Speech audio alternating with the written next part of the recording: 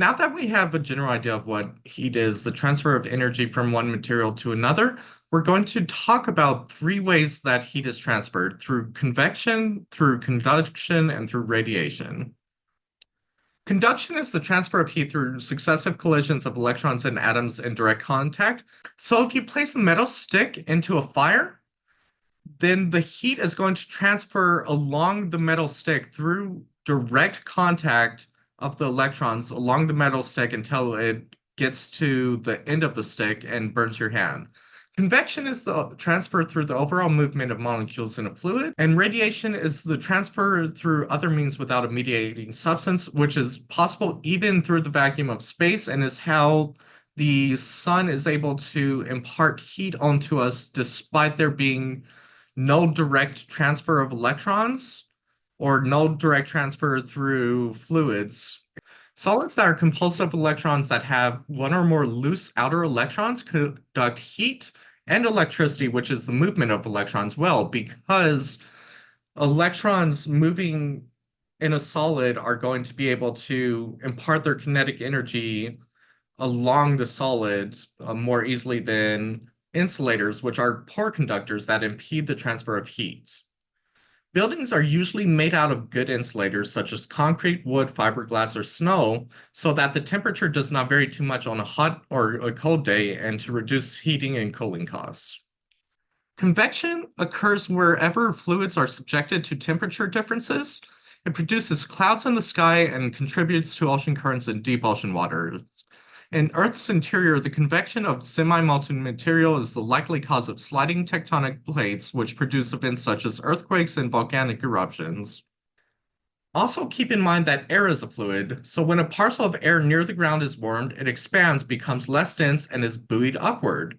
The rising air is then actually cooled as it expands further, doing work on the lower pressure air that it encounters at higher altitudes. So the energy acquired initially by the parcel of air, perhaps from solar radiation, is more than offset by the energy it loses in doing work as it expands on its way up. The result is that air temperature is lower at higher altitudes, except for special cases which are called inversions. It's pretty obvious where the kinetic energy comes from and goes, as electrons or fluids are actually moved through a material. However, there is another type of transfer of energy, which is called radiation and is done through the transfer of electromagnetic waves. So a wave is similar to what you see on the left-hand side, where somebody is oscillating a string up and down. And the faster they oscillate, the shorter the distance between peaks of the waves. In the same way, the faster a wave oscillates, the higher the frequency, the shorter the wavelength. This is generally accomplished through a method called blackbody radiation, where as a material is heated, it will start releasing electromagnetic waves with the peak frequency proportional to the temperature. So as you can see from this diagram, as the temperature goes up, the peak frequencies or the highest intensity of radiation is going to shift to the right to a higher frequency. This is why a metal, when heated, will glow first red and then blue as it reaches higher temperatures. Notice, however, that these frequencies, these peak frequencies, are not in the range of visible light, which is given on the diagram. It is just showing that a lower frequency corresponds to light which is red, and a higher frequency corresponds to light which is blue, according to the electromagnetic spectrum. If we went to a higher temperature than this diagram shows, the peak frequency would move to the right, and at about 5,000 Kelvin, it would start emitting a peak frequency in the range of visible light. This temperature of 5,000 Kelvin is about the temperature of the sun. It is at the peak of the 5,000 Kelvin sun where we are adapted to see visible light because that is the light that is emitted by the sun. That said, if everything is always emitting energy, why doesn't everything finally run out of it? The answer is that everything is also absorbing energy. Good emitters of radiant energy are also good absorbers. Poor emitters are poor absorbers. And then in the second bullet point, we also have Newton's law of cooling, which is that the rate of cooling between two objects that have a temperature difference is going to be proportional to the temperature difference. So if something really hot comes up against something really cold, then that is going to cool quite quickly, but there's not as great of a temperature difference. It's not going to cool nearly as fast. With this in mind, we are going to talk about the greenhouse effect, which, in addition to being physics, is also very important to the way that we live our life.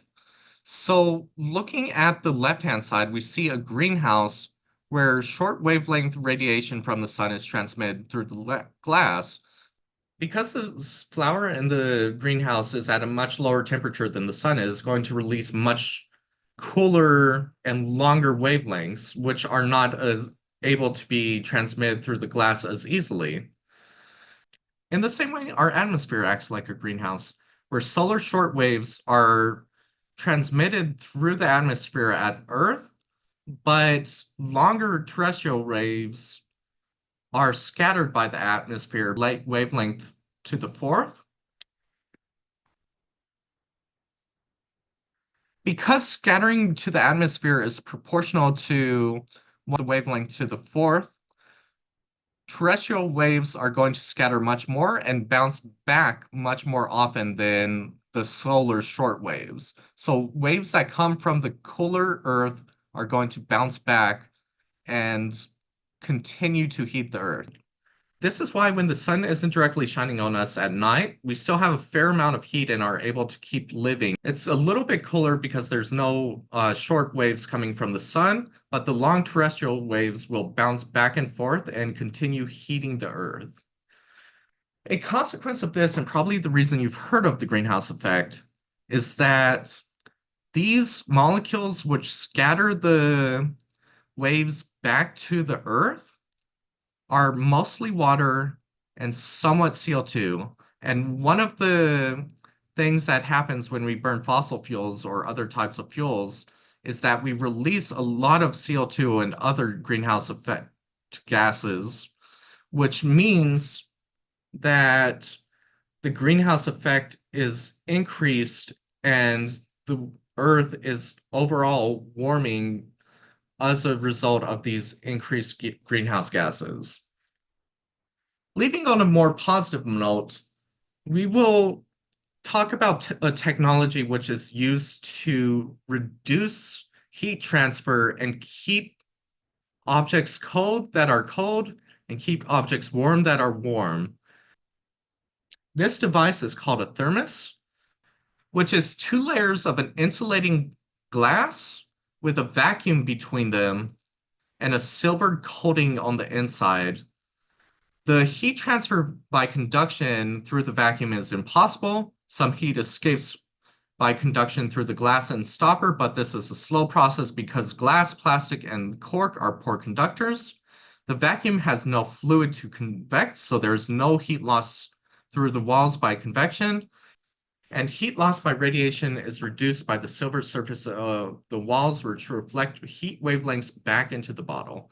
Using this knowledge of the ways that heat is transferred, we are able to circumvent them and make a device where our cold drinks are cold and our hot drinks are hot, and they'll stay that way throughout the day.